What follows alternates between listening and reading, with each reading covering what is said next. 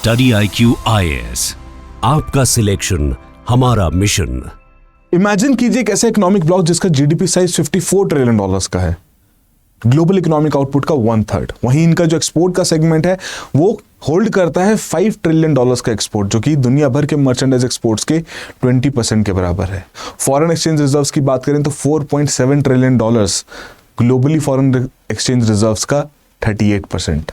And वहीं population की बात करें तो इट इज 3.1 बिलियन पीपल, जो कि अगेन ग्लोबल पॉपुलेशन का 38% है। अब कहीं ना कहीं ये बहुत ही एक हाइपोथेटिकल सिनेरियो देखने को मिल रहा होगा कि इतनी बड़ी इकोनॉमी तो कौन सी हो सकती है। बट अगर मैं आपको बताऊं कि ये इकोनॉमी क्रिएट होती हुई देखने को मिल रही है, एक इकोनॉमिक ब्लॉक क्रिएट होता हुआ देखने को मिल रहा है ड्यू टू द पॉलिसीज जो कि यूएस एडमिनिस्ट्रेशन द्वारा फॉलो की गई, due to the major focus जो कि यहाँ पर यूएस का था कि टैरिफ्स को लगा के अपने देश में इन्वेस्टमेंट्स लाएंगे, प्रोडक्शन बढ़ाएंगे। हालांकि इन्वेस्टमेंट्स तो ले आए हैं आर्म ट्विस्ट करके किसी न किसी तरीके से, डिफरेंट देशों के साथ डील्स भी वहाँ पर साइन हो गई है। बट जो रिसेंट पिछले कुछ हफ्तों में, और चल भी ऐसा रहा ना, एपिसोड बाय एपिसोड कुछ ना कुछ नया आता रहता है ना, तो जो पिछले कुछ हफ्तों में मेजर जियोपॉलिटिकल शिफ्ट्स देखने को मिले हैं, कहीं ना कहीं उसी की वजह से इंडिया, रशिया, चाइना, इन 3 देशों का एक अलायंस बनता हुआ देखने को मिल रहा है, एक ट्रिनिटी बनती हुई देखने को मिल रही है। और इस ट्रिनिटी को तो नाम भी दिया जा रहा था, trinity of tiger, bear and the dragon. अब कहीं ना कहीं यूएस ने तो बिल्कुल भी नहीं चाहा होगा और पसंद भी नहीं आएगा उनको। वो वैसे ही पहले ब्रिक्स से बहुत खफा रहते हैं, ब्रिक्स की डोमिनेंस को खत्म करने के लिए दुनिया भर के सैंक्शंस लगाने की बात करते हैं। ये भी कहते हैं कि ब्रिक्स नेशंस के ऊपर एक्स्ट्रा 10 to 20% और टैरिफ्स लगाए जाएंगे।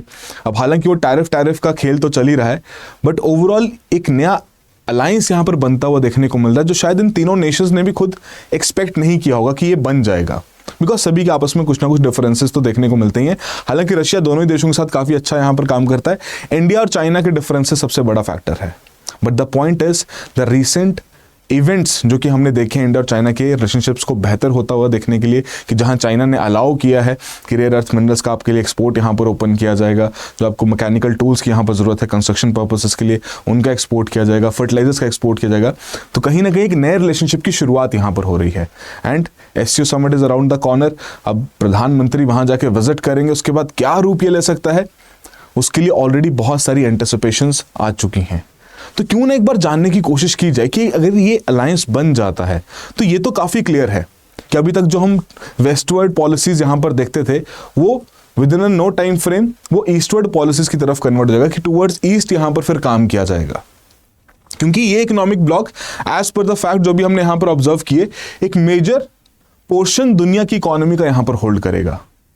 एंड जिसकी वजह से जो एक हम कहते हैं ना कि भैया बाइपोलर वर्ल्ड यहाँ पर होता जा रहा है वेस्ट और ईस्ट में, तो कहीं ना कहीं मल्टीपोलर ऑफ वर्ल्ड यहाँ पर हो जाएगा। फिर हो सकता है भी आपका यूरोप में अलग तरीके का ब्लॉक वहाँ पर बन जाए, राइट, अमेरिकन कॉन्टिनेंट में अलग तरीके का ब्लॉक वहाँ पर बन जाए, तो that might be the possibility, African continent अलग ब्लॉक वहाँ पर बन जाए।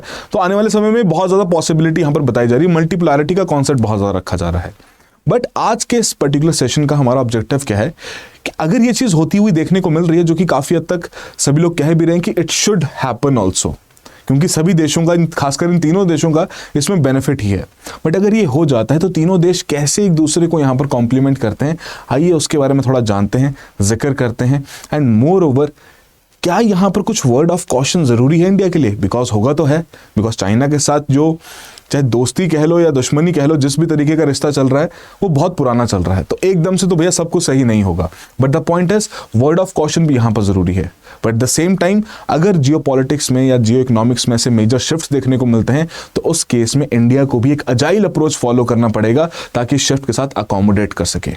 सो लेट्स वन बाय वन हर एक देश को हम यहाँ पर जानेंगे एंड ऐसे 6 इंपॉर्टेंट सेक्टर्स को हम यहाँ पर समझेंगे, जिन 6 इंपॉर्टेंट सेक्टर्स में बहुत स्ट्रेटेजिक तरीके से अलायंसेस यहाँ पर क्रिएट किए जा सकते हैं। पहली बात इंडिया के बारे में, तो अगेन इंडिया को एक डेमोग्राफिक इनोवेशन का नाम यहाँ पर दिया जाता है कि तो पहली बार डेमोग्राफिक डिविडेंड है, you have that kind of working population. और किसी भी इकोनॉमी में जो ग्रोथ है, जो डेवलपमेंट है, वो भैया बिना पॉपुलेशन के तो नहीं हो पाएगी। अब दुनिया भर में कंसर्न बढ़ रहा है एजिंग पॉपुलेशन का, लोग बुजुर्ग हो रहे हैं, बट इंडिया में अभी भी हमें वो मैक्सिमम पीक यहाँ पर अचीव करना है, जो कि बाय 2047 बताया जा रहा है कि इंडिया की जो वर्किंग एज पॉपुलेशन है वो 1 बिलियन तक यहाँ पर पहुँच सकती है। जो कि एक अगेन एक सस्टेन्ड लेबर फोर्स यहाँ पर प्रोवाइड करेगा। तो अभी वो सिग्निफिकेंट पीरियड हमारे पास अवेलेबल है, बट वो अब आने वाले सिर्फ 10 सालों के लिए यहाँ पर रहेगा। उन 10 सालों में अगर हमारी ये पॉपुलेशन स्किल्ड हो जाती है तो डेफिनेटली जिस प्रकार का इकोनॉमिक ग्रोथ ये प्रोवाइड कर सकते हैं, that can not be even measured, because again कोई भी देश, कोई भी इकोनॉमी अपनी उस प्रकार की जनता से वहां पर बनता है, वहां के लोगों से बनता है, अपने ह्यूमन कैपिटल से वहां पर बनता है। अपार्ट फ्रॉम दैट, जो एक बहुत स्ट्रेटेजिक एडवांटेज जहां पर इंडिया होल्ड करता है वो है इंडिया की स्पेस टेक्नोलॉजी, कि जिस तरीके से इसरो ने अपनी डिफरेंट इनोवेशंस, डिफरेंट डेवलपमेंट्स के थ्रू एक कॉस्ट इफेक्टिव स्पेस एक्सप्लोरेशन या डिफरेंट स्पेस प्रोग्राम्स यहाँ पर लॉन्च किए। मार्स ऑर्बिटर मिशन हो गया, चंद्रयान मिशन हो गया, कि which is approximately 1/10 cost of the western equivalents, की जो उनकी नासा और ईएसए की जो कॉस्टिंग वहाँ पर रहती है उसका 1/10 यहाँ पर क्रिएट कर दिया है, जिसकी वजह से बहुत सारे देशों के सैटेलाइट्स का काम यहाँ पर इन्हें यहाँ पर मिल रहा है। एंड ये जो पर्टिकुलर स्पेस इकोनॉमी है इंडिया कंटेक्स्ट में, इट इज बेसिकली प्रोजेक्टेड कि $44 बिलियन की मार्केट यहाँ पर बन जाएगी 2033 तक, राइट। फर्दर एक बहुत इंपॉर्टेंट स्टेप, एक बहुत इंपॉर्टेंट पॉइंट इंडिया के पर्सपेक्टिव से आईटी और फिनटेक की लीडरशिप में, आईटी सर्विसेज में डेफिनेटली इंडिया का काफ़ी हद तक नाम यहाँ पर लिया जाता है। एंड बहुत सारे देशों को हम बहुत समय से आफ्टर द इकोनॉमिक रिफॉर्म्स इस प्रकार की सर्विसेज यहाँ पर प्रोवाइड कर भी रहे हैं। We have been able to do that kind of services export, right. अब कहीं ना कहीं इसी को अगर हम फिनटेक इकोसिस्टम के साथ यहाँ पर जोड़ दें, जो कि currently on the rise India में देखने को मिल रहा है, कि आपके 10+ मेजर फिनटेक हब्स यहाँ पर बन चुके हैं, हेडक्वार्टर्स यहाँ पर बन चुके हैं। यूपीआई ने जिस प्रकार का डिजिटल पेमेंट सिस्टम में ट्रांसफॉर्मेशन लाया है उसकी दुनिया भर में यहाँ पर तारीफ की जा रही है। इसलिए तो कह रहे हैं कि इनोवेशन भारत में हो रहा है बट रिकॉग्निशन दुनिया भर में यहाँ पर मिल रहा है। बूमिंग स्टार्टअप डिजिटल इकोसिस्टम यहाँ पर बढ़ता हुआ देखने को मिल रहा है। थर्ड, हमारी फिनटेक फंडिंग में, ग्लोबल फिनटेक फंडिंग में रैंकिंग यहाँ पर आती है।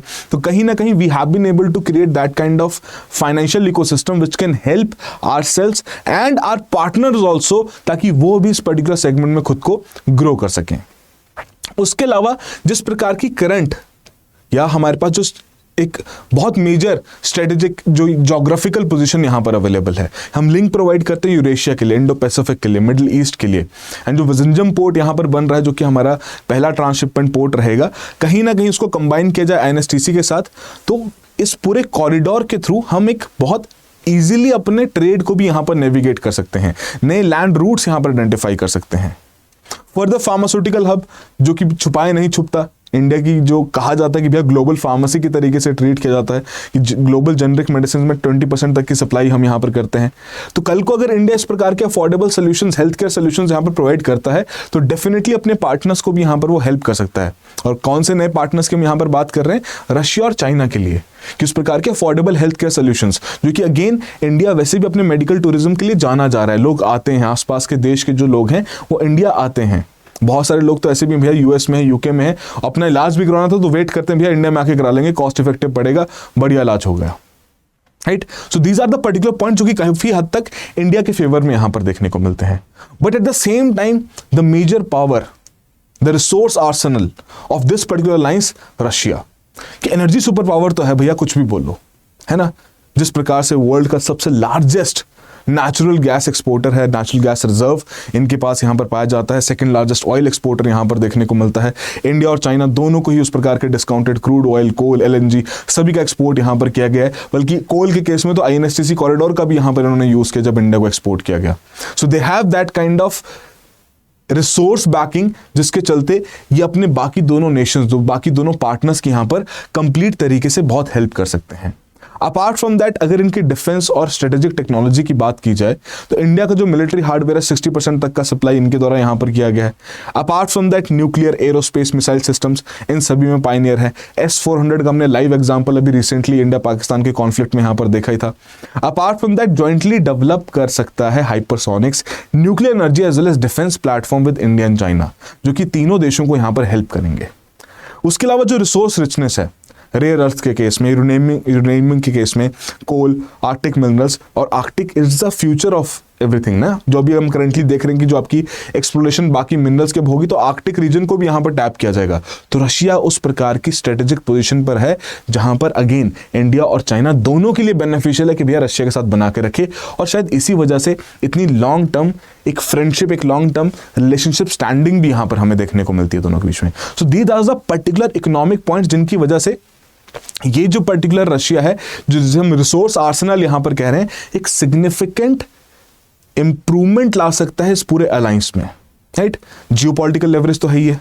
अगर हम बात करें स्ट्रेटेजिक ज्योग्राफी की, towards from the eastern Europe to Arctic and to the Pacific, again vast area यहाँ पर अवेलेबल है। लैंड कनेक्टिविटी आपके यूरोप को प्रोवाइड करता है, आर्कटिक का नदर्न सी रूट को यहाँ पर प्रोवाइड करता है, जिसकी वजह से अगेन शिपिंग टाइम भी यहाँ पर कट होगा। And when it comes to the nuclear energy, Russia is the world leader in the fast neutron reactor, है ना। इस टेक्नोलॉजी में जो उनका जो ब्रेक थ्रू प्रोजेक्ट है जिसको वो डेवलप कर रहे हैं, उसके थ्रू इसे कंसोलिडेशन भी की जा रही है, जो कि अगेन बाकी दोनों देश इंडिया और चाइना डेफिनेटली चाहेंगे कि वो भी इसे अडॉप्ट करें, एंड चाइना भी उस तरीके से यहाँ पर काम कर रहा है, राइट। तो अगर इंडिया का देखा जाए तो again I will repeat that demographic innovation, है ना, इनोवेटर कि डेमोग्राफिक डिविडेंड भी है हमारे पास, उस प्रकार का पॉपुलेशन बेस भी अवेलेबल है, वर्किंग पॉपुलेशन यहाँ पर अवेलेबल है, मार्केट यहाँ पर अवेलेबल है, and at the same time Russia जो कि यहाँ पर रिसोर्स आर्सेनल के तरीके से हेल्प कर सकता है इस अलायंस को। फिर अब बात कर लेते हैं इकोनॉमिक बेहमत के बारे में, राइट, कि आउट ऑफ दीज 3 नेशंस जो सबसे बड़ी इकोनॉमी यहाँ पर होल्ड करके बैठा, that is China.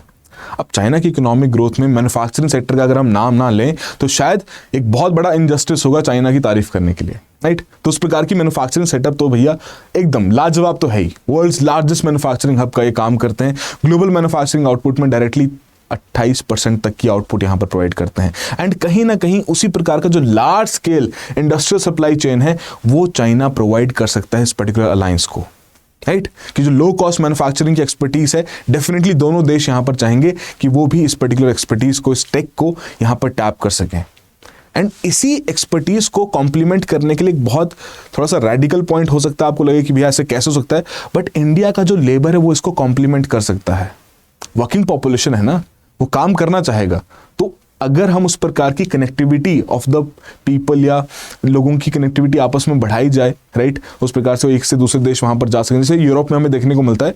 So again उस प्रकार का जो लेबर वर्कफोर्स इंडिया के पास अवेलेबल है वो दोनों रीजन्स में जाके अपने इकोनॉमिक एक्टिविटीज में परफॉर्म कर सकता है, और रशिया के रिसोर्सेज की अगर बैकिंग मिल जाए तो भैया सोने पे सुहागे वाली बात है, राइट। फर्दर एनर्जी सिक्योरिटी और ग्रीन टेक में they have been doing phenomenal work, है ना। रिन्यूएबल एनर्जी केस में तो भैया लीड करते हैं, सोलर पैनल्स की मैन्युफैक्चरिंग की बात करें, लीड करते हैं उस सेगमेंट में, है ना। 80% तक का यहाँ पर कंट्रोल कर रहे हैं, विंड टर्बाइन में 60% तक का कंट्रोल कर रहे हैं। मतलब इतना इन्होंने अपना सोलर पैनल मैन्युफैक्चर कर दिया था कि भैया सरप्लस क्रिएट हो गया था, पूरी ग्लोबल सप्लाई में उन्होंने डंप करना यहां पर शुरू कर दिया था, बिकॉज वैसी मैन्युफैक्चरिंग कैपेबिलिटीज इनके पास अवेलेबल हैं।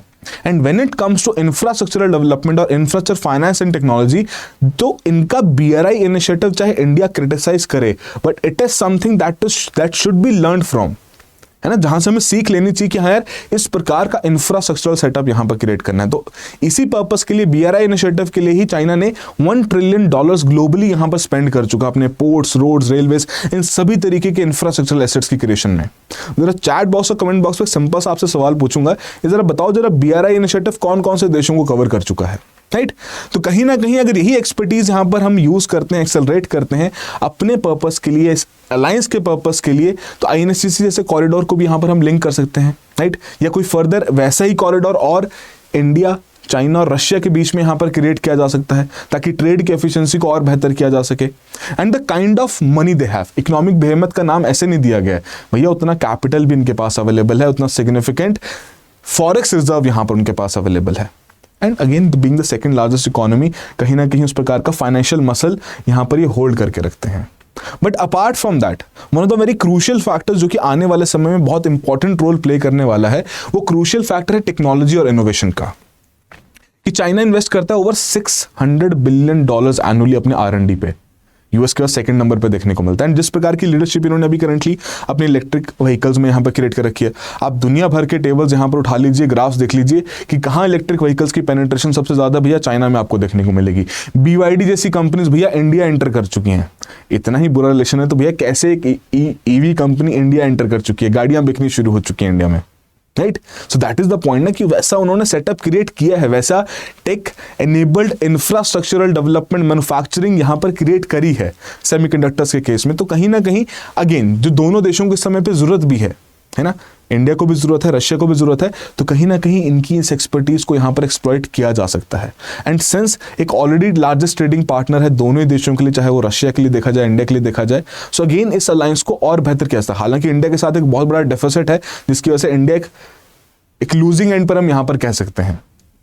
जिस पर वो नहीं होना चाहता, इस डेफिसिट को वो कम से कम यहां पर करना चाहता है। But that is the point that they have been able to make sure after 1980s कि उन्होंने अपने मैन्युफैक्चरिंग के ऊपर काम किया, अपने एमएसएमईज के ऊपर काम किया, अपने टेक के ऊपर काम किया, जिसकी वजह से इनको ये टैगलाइन देना बिल्कुल जायज़ है that they are the economic behemoth. And कहीं ना कहीं इस पूरे अलायंस में they are going to play a very fundamental and crucial role.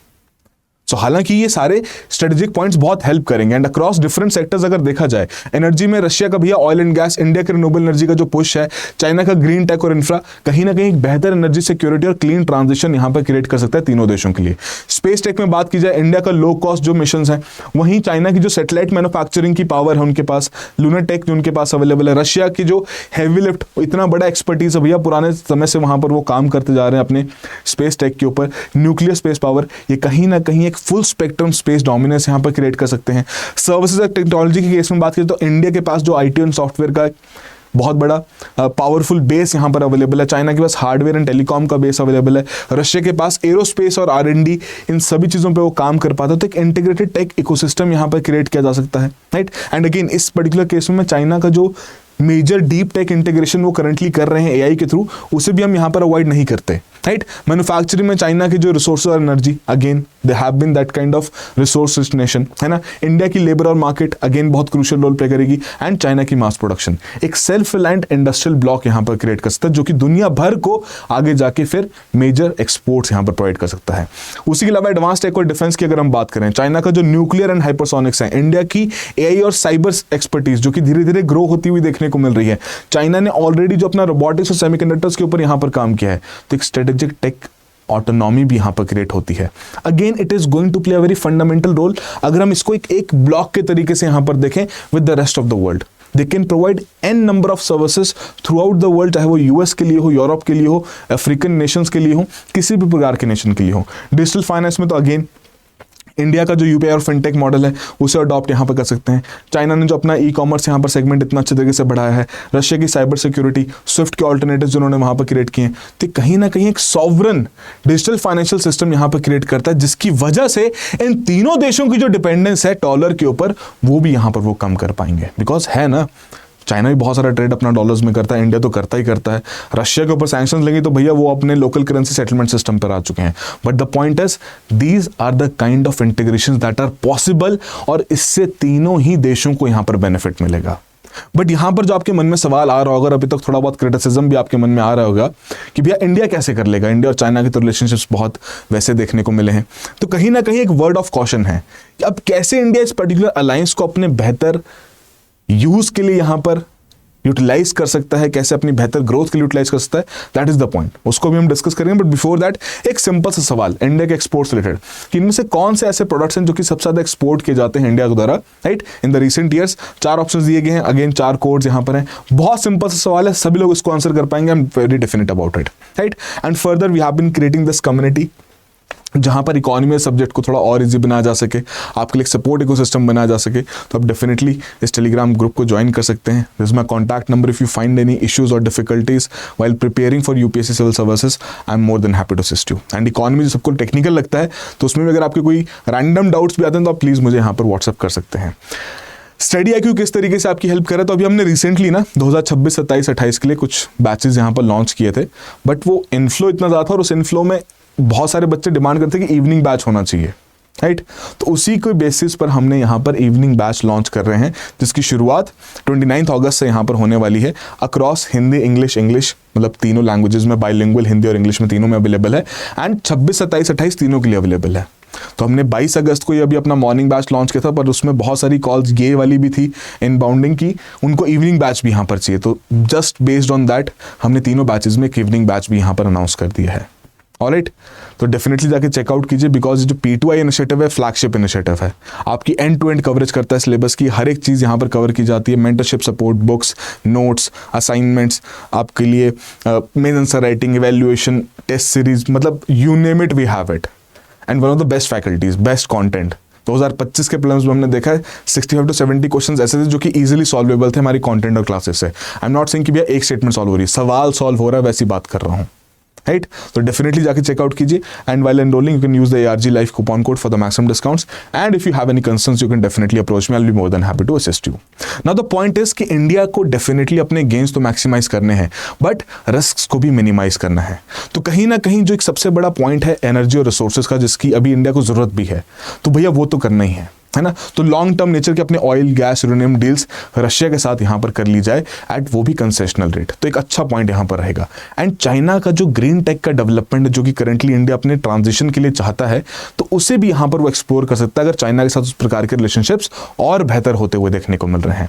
Apart from that कहीं ना कहीं उस प्रकार की स्ट्रेटेजिक ऑटोनॉमी भी मेंटेन करनी पड़ेगी और बैलेंस मेंटेन करना पड़ेगा कि क्वाड अलायंस है, US EU, इन सभी के साथ जो हमारे स्ट्रॉन्ग टाइज हैं उन्हें भी मेंटेन करके रखना है कि है ना, उनमें भी कोई दिक्कत नहीं आनी चाहिए। But at the same time आपको IRC इंडिया रशिया चाइना के अलायंस को भी यहाँ पर एंगेज करके रखना है, राइट।